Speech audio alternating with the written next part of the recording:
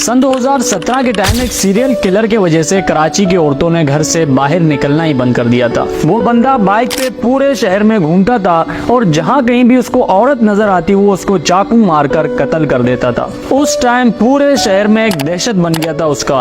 किसी को नहीं पता था कि वो आखिर मार क्यों रहा है औरतों को और उसका मकसद क्या है, और अगर मारता भी है तो सिर्फ औरतों को ही क्यों। पुलिस के लाख कोशिश के बाद भी उस कातिल का कोई पता नहीं चल रहा था और हर दिन कराची के मुख्तलिफ इलाकों से लड़कियों की लाशें मिलती ही जा रही थी जिनको बेदर्दी से चाकू मारकर कत्ल किया गया था। एक बात तो पुलिस को समझ आ गई थी कि वो ये सब पैसों के लिए नहीं कर रहा, क्योंकि उसने जितने भी औरतों को मारा था उनमें से कईयों के पास हजारों रुपए कैश, महंगे मोबाइल फोन्स और सोने जेवरात थे, पर उसने उनमें से एक भी चीज को हाथ नहीं लगाया। मतलब उसका मकसद था सिर्फ औरतों को जान से मारना, उसे चीजों से कोई गर्ज नहीं था। मजबूर होकर पुलिस ने ऐलान किया कि जो भी उस कातिल को पकड़ने में पुलिस की मदद करेगा उसे 10 लाख रुपए इनाम दिया जाएगा। पर इससे भी जब कोई फायदा नहीं हुआ तो पुलिस ने एक पूरा अलग प्लान बनाया और 16 अक्टूबर सन 2017 को उस कातिल को उसके घर से पकड़ लिया गया और वो राह चलती औरतों को चाकू से क्यों मारता था इस चीज का भी पता लगा लिया। ये कहानी शुरू होती है 25 सितंबर सन 2017 को,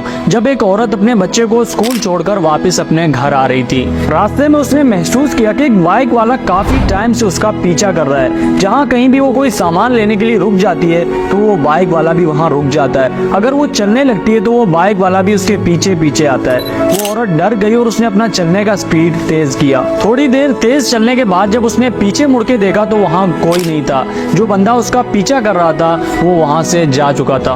उस औरत ने सुकून का सांस लिया और फिर से चलने लगी। जैसे ही वो अपने घर के करीब पहुंची, पीछे से उसके कमर पे किसी ने जोर से चाकू मार दिया। वो औरत बुरी तरह जख्मी हुई और गुस्से से जब पीछे मुड़ के उसने देखा तो वही बंदा खड़ा था जो बाइक पे उसका पीछा कर रहा था। उसके हाथ में खून से भरा हुआ चाकू था और वो मुसलसल उसके तरफ देख के मुस्कुरा रहा था। ये उस कातिल का कराची में पहला हमला था। खुशकिस्मती से उस औरत की जान तो बच गई, पर पूरे मोहल्ले में खौफ का माहौल बन गया था। इस हमले के ठीक अगले दिन कराची यूनिवर्सिटी के पास 2 लड़कियों की लाशें मिली। उनको भी छुरी मार के कत्ल किया गया था। जब आसपास के सीसीटीवी कैमरास चेक किए गए तो पता चलता है सेम उसी तरह बाइक पे एक बंदा आता है और उन दोनों लड़कियों को चाकू मारकर कत्ल कर देता है। उन दोनों लड़कियों में से एक लड़की का भाई पाकिस्तान के एक बहुत बड़े मीडिया चैनल में काम करता था, इसलिए मीडिया ने भी इस खबर को हाईलाइट किया और पुलिस भी एक्टिव हो गई। अब तक पूरे कराची में खबर फैल गई थी कि एक बंदा है जो बाइक पे घूमता है और जहाँ कहीं उसको औरत दिखे वो उसको चाकू मारकर कत्ल कर देता है। उस टाइम पूरे शहर में खौफ का माहौल बन गया था।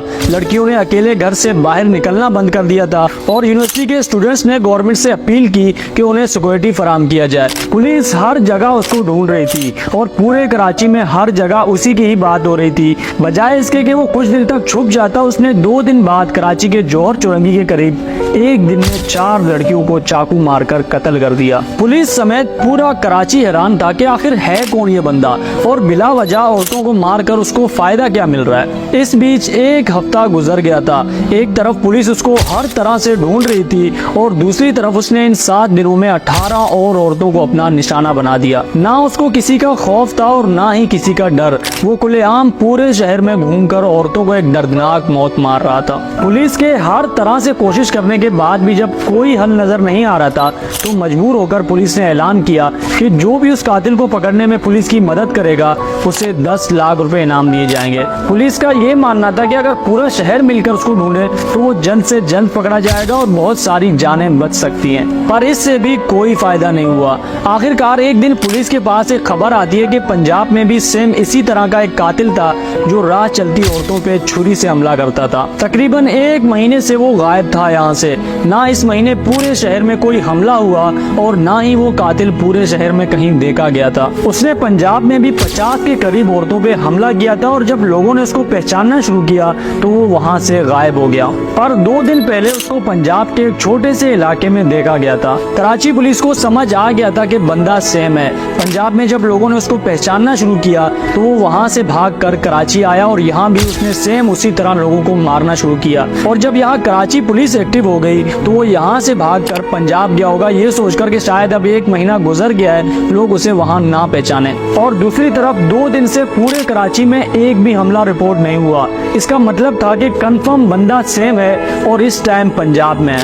कराची कराची पुलिस ने पंजाब पुलिस से राब्ता किया और 48 घंटे के अंदर उसे मंडी बहाउद्दीन से उसके घर के अंदर से उसे पकड़ लिया गया। पहले पंजाब पुलिस ने उससे पूछताछ किया और फिर उसे कराची पुलिस के हवाले कर दिया गया। जब उससे पूछा गया कि वो क्यों मारता है औरतों को, तो उसने अजीब अजीब जवाब देना शुरू किया।